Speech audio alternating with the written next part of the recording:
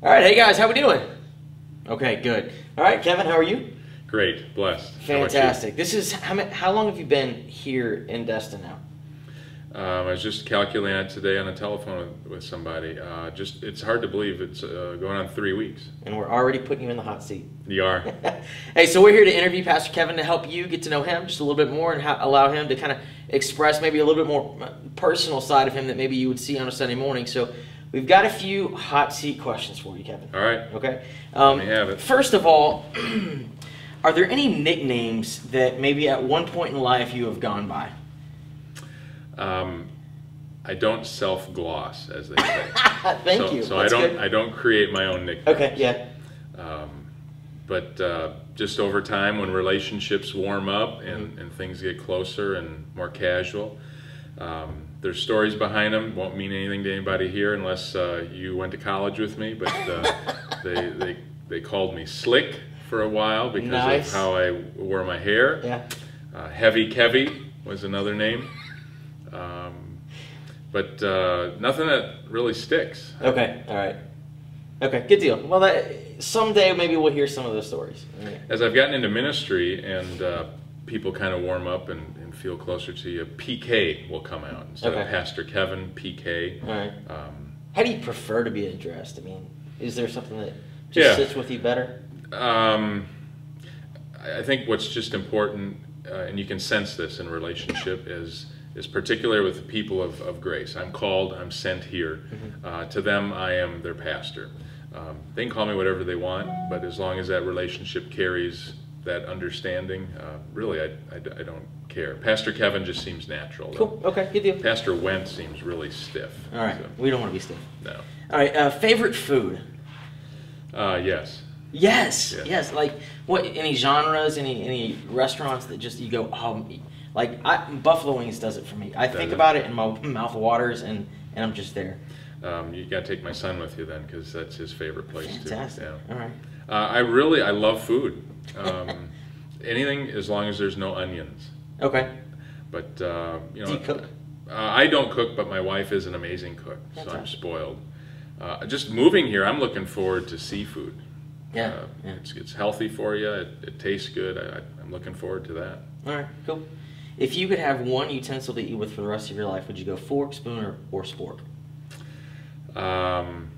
I would definitely not do a spork. So you go one or the other. You want to be decisive and not a middleman. Yeah, I'll go with the fork. Okay. Yeah. Chopsticks are good too. Really? Can you do that? Yeah. I can totally not do that. All right. Favorite drink? Non-alcoholic drink. Love a cold Coke once in a while. Got to have ice. And Gatorade, Powerade. Okay. Alcohol, if I'm having a drink like that, it comes from my culture where I grew up, a brandy old-fashioned. All right. I'll introduce you sometime. All right. Do you have cheese with that? No. All right. Let's see. Are there any artists that you hear maybe on the radio that just make your foot tap, that just pull you in, you feel the music? Yeah.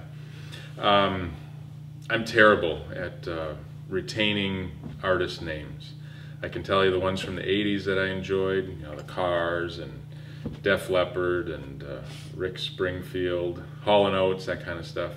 On the whole, my judgment of music is just that. If it gets my foot tapping, picks up my heart. Like to listen to music when I work out. If it carries me, I like it. I'm just terrible at remembering the artists' names. All right.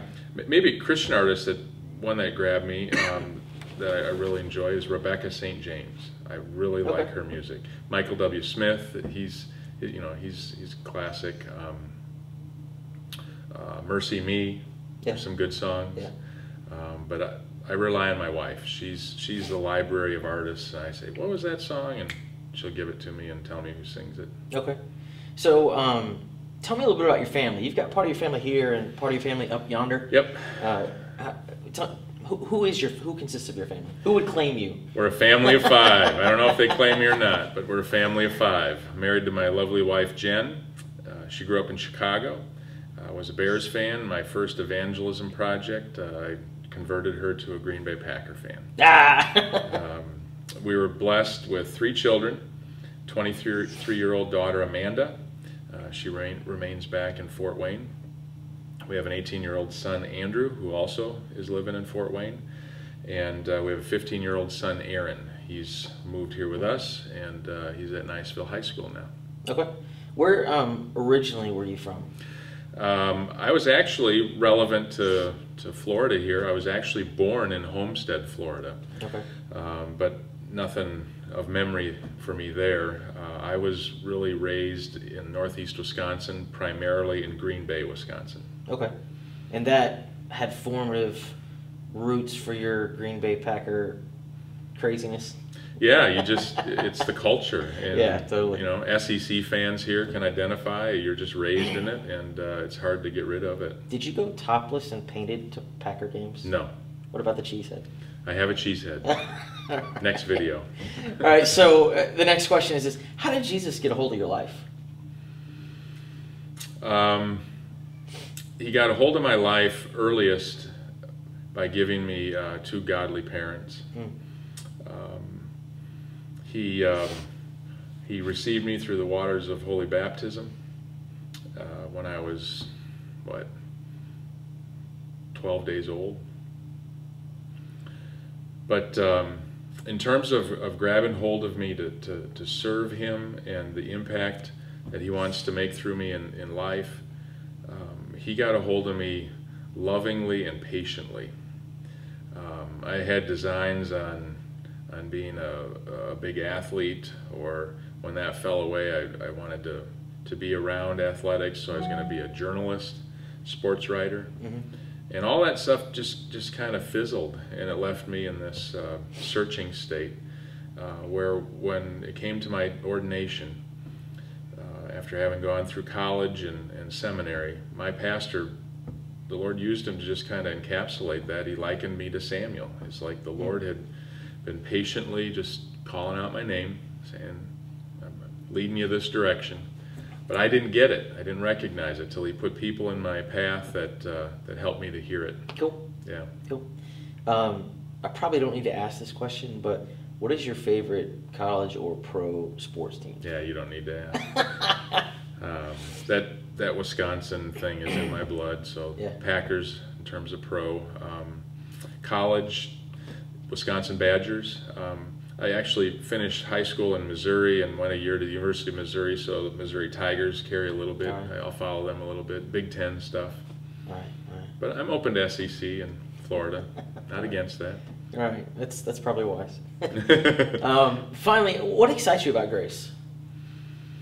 Well, right now, and you're going to have to ask me as time goes along, but right now what excites me is it's something new in our life. Mm-hmm. And it has this undeniable, very clear stamp of peace, approval that the Lord has given us. He has sent us here, and we're convinced that He worked through God's people to call us here.